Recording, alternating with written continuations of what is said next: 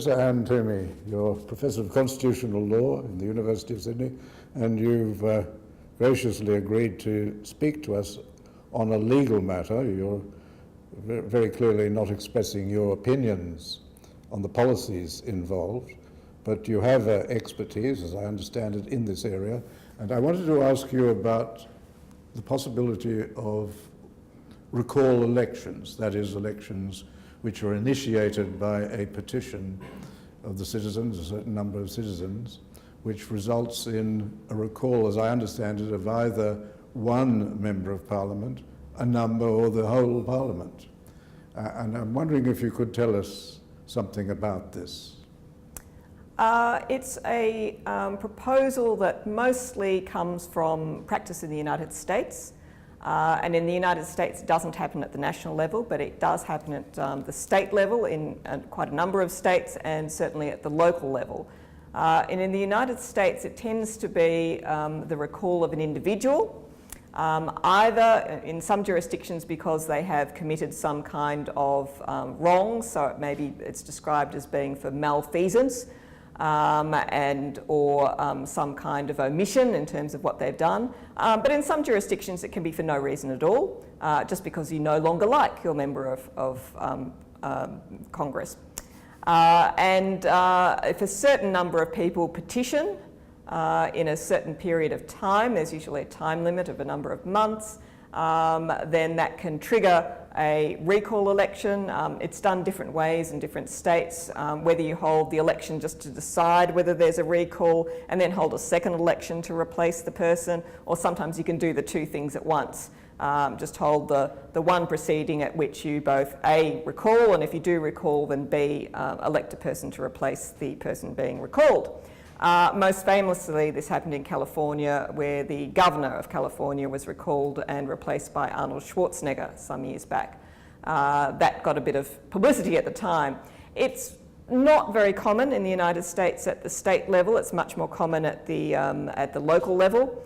And that's probably partially because in the United States, where they do have systems of recall, it's also accompanied by citizens-initiated referenda.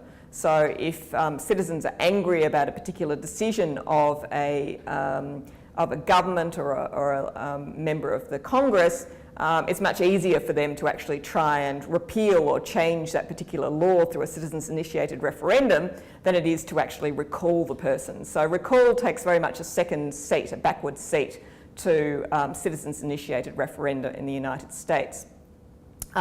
Recently in the United Kingdom, there was a big kerfuffle, as you might remember, about members' expenses. Members of Parliament allegedly rorting their expenses in order to buy Swedish duck houses for their duck ponds, or to dig out their moats and various other things for their castles. And this caused a deal of outrage in the United Kingdom by the people, and both parties, all three parties at the last election in the United Kingdom proposed to have some kind of a system of recall where the people could recall members of Parliament, but in that case only if they had been found by somebody, and nobody has ever worked out what body that will be, found to have done something wrong, to have been involved in a serious wrongdoing. And since then there have been attempts to get such a law passed, but it's recently gone to a parliamentary committee, and the committee has actually recommended against such a proposal. So at the moment, I think it's in a bit of a stalemate in the United Kingdom, and partly the difficulty was determining what the threshold was before people could recall you. Did you have to be convicted by a court, or should there be some other body that makes that sort of a decision, similar to our Independent Commission Against Corruption?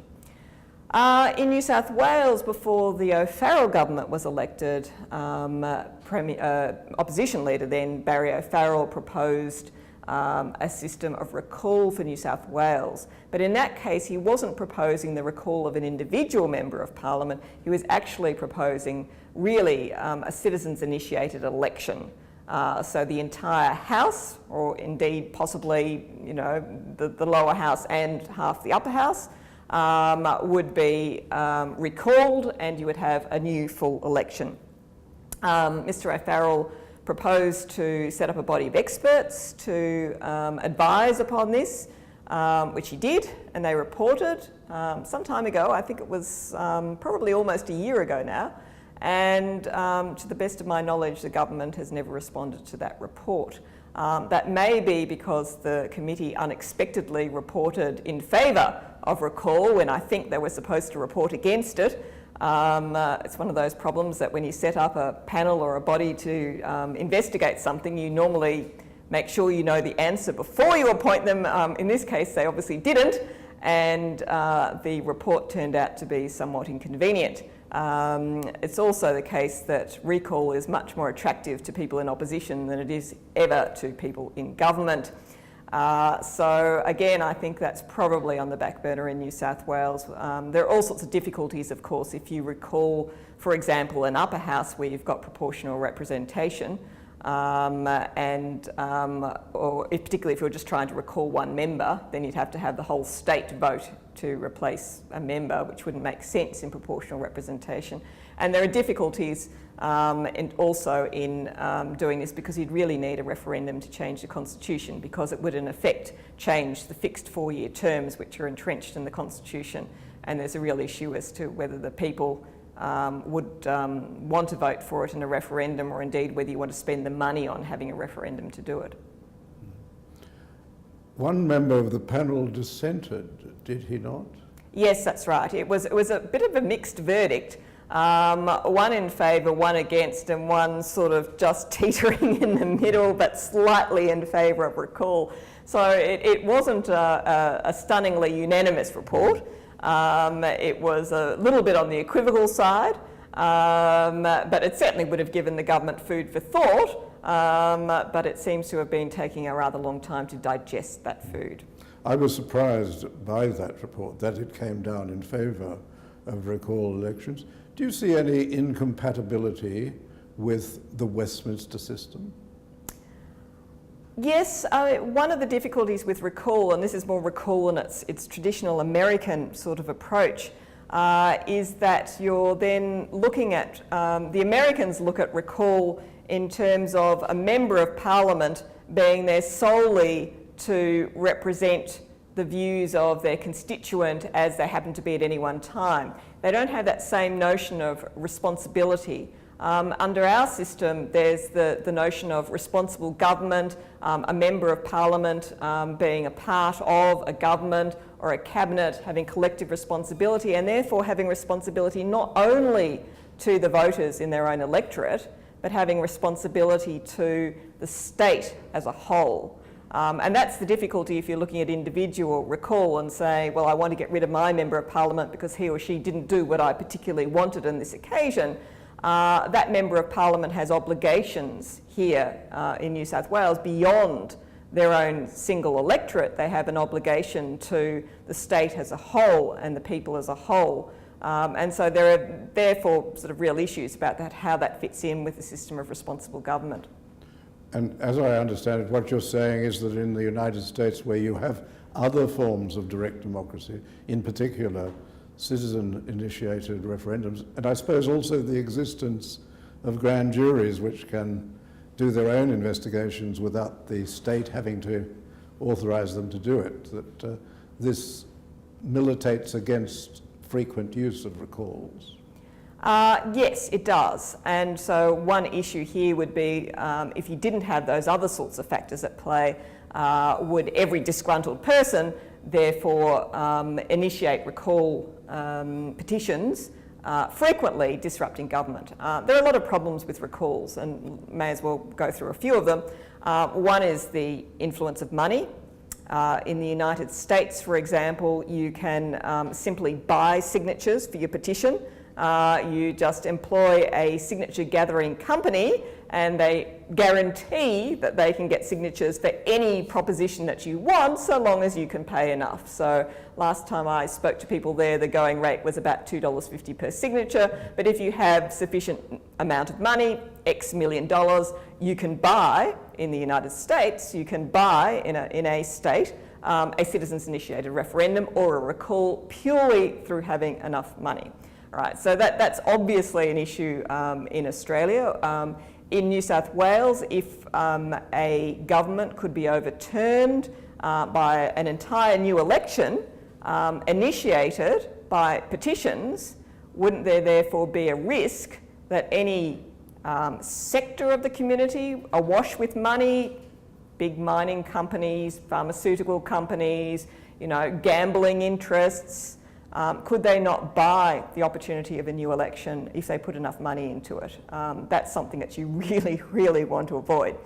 The other problem with recall elections is that they're often used politically to undermine a government. So even if you're not actually likely to achieve a recall, the mere fact that you're out there petitioning can completely disrupt government. It forces government to put money into campaigning to oppose the recall. It chews up the government's money that it can use at the next election. It distracts them from governing, and it causes general instability because, of course, you've got the press and the media speculating as to whether the government's going to fall or there'll be an election at a particular time. So there are genuine problems with the whole notion of recall elections. And the other point in the end is that when we elect a government every 4 years, then we, the people, also need to take responsibility for our vote. We shouldn't be able to turn around and say, okay, I made a mistake, I don't like them anymore, I want to change my mind.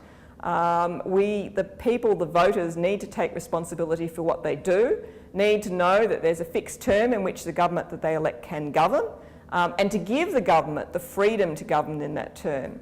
If a government is constantly under pressure to always do things that are politically popular through that term in order to avoid a recall election, then that is a government that will not govern well, because any government to govern well has to have the capability and the preparedness to make unpopular decisions in the long term where it's necessary for them to do that.